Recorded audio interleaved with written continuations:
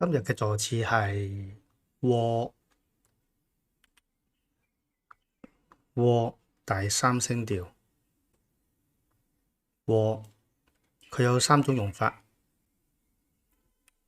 第一個咧就係講話嘅人咧，記起一啲事情，或者咧就係突然間意識到某種情況嘅出現，或者突然間醒悟過嚟，咁啊帶有一種意外嘅語氣。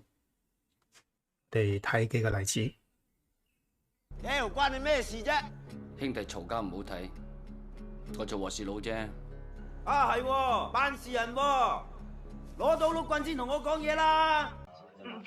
喂，唔係喎，幾好玩喎！呢次我揈你啊，嚟啊嚟啊！邊就嚟揈？黐線嚇！第二種咧就係講話嘅人發現對方冇留意到一啲嘢，或者佢已經知嘅，但係佢冇記起，咁啊，從而提醒對方。森哥，大啲哥想見你，唔使急喎，食埋條蕉先啦。乾啊！誒，張總唔飲得啊？乾喎，我話乾喎。係，乾。